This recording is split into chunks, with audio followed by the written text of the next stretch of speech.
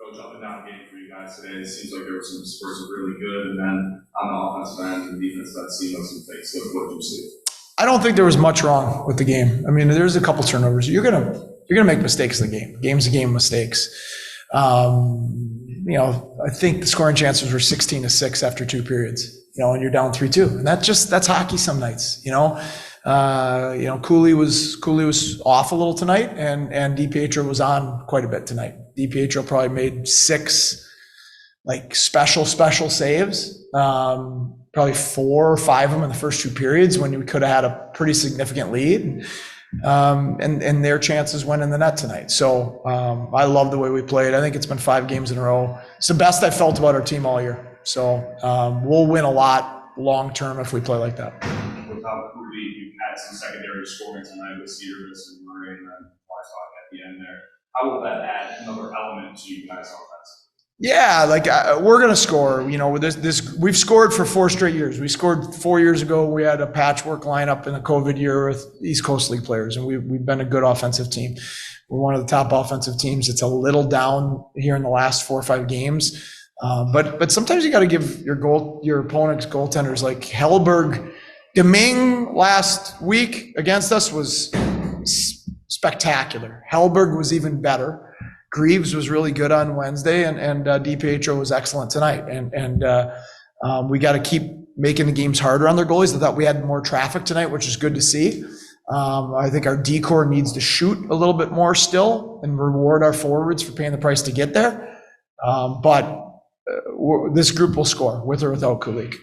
What did this stretch against Atlantic Division opponents get you guys ready for as you start playing series? Yeah, I think that to win long term, we have to keep becoming better defensively. And those are things we've talked about. We have to be more physically committed. This is what the process we went through last year. We weren't that hard to play against in the first half of the year last year. We were an offensive-minded team. We became a hard team to play against that was strong enough defensively to win in the playoffs quite a bit. We're going through that right now. These Atlantic games, you played 4 really good teams that are heavy, that are big, that are old. And again, the number on the scoreboard looks bad tonight, but the defensive game was really good. They did not have many scoring chances tonight. We gave up a few too many big ones, but the overall chance number was quite low.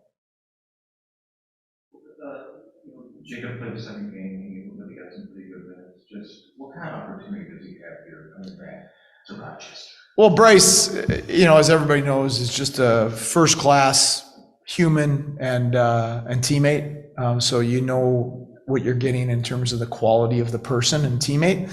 And then, he's been in the NHL for most of the last 3 years, and it's something I've talked about before. And Stillman went through this, Jankowski went through this, Bjork went through this.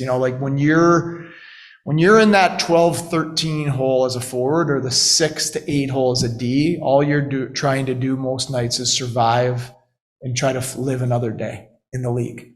And that is a hard way to exist mentally. It's a hard way to play because you're not trying to get better. You're trying to just survive and not get yanked or sent down.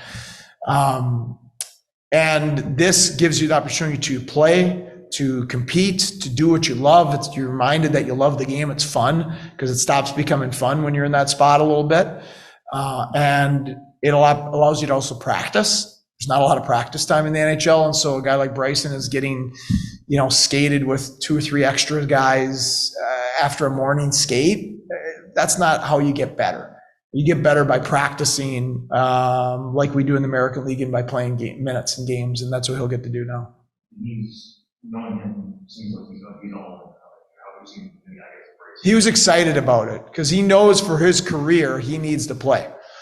Would you rather be playing in the NHL than the American League? Yes, but if you're not playing in the NHL, it's better for you to be in the American League playing. Not only for 2 things. One, to showcase how good he is for next year to earn a big contract and try to get back to the NHL, or when he gets called back up to Buffalo, he is going to be more ready to be effective and help them win by playing 20 minutes a night instead of by sitting on the bench or sitting in the stands and just practicing once in a while.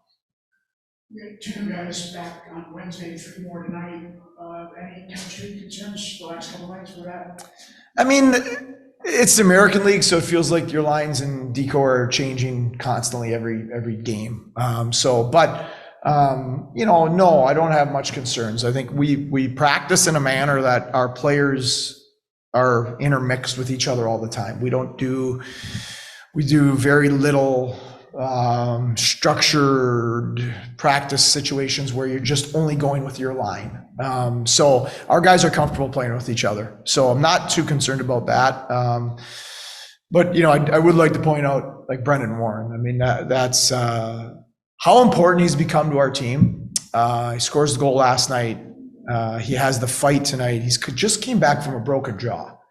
And he's had probably 4 violent hits, clean, but violent in these 2 games, and a fight for his teammates when you're just coming back from a broken jaw. It's incredibly impressive.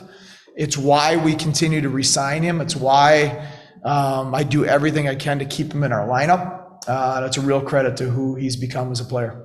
With the numbers now, are there going to be some moves in the near future?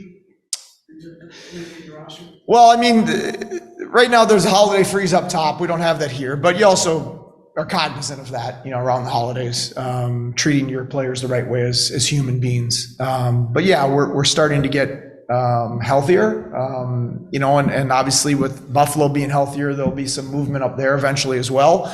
And there will be a trickle down to that you can't have 17 or 18 forwards and 10 defensemen. It's just not good just like it's not good for Bryson to be up and not playing. It's not good for some of the guys to be here and not playing. So we have a great affiliate in Jacksonville. Nick does a fabulous job down there. We'll just manage that kind of week to week right now.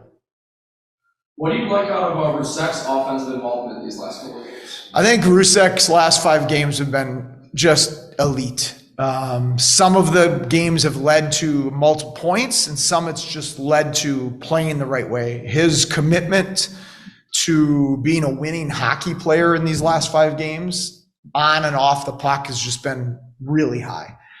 He's competitive. He's back checking. I don't like the penalty, but like the effort and the tenacity to stay on the puck, and those are things that we're asking him to do, because those are things he's going to need to do. He doesn't need to do those things always down here to be a great player.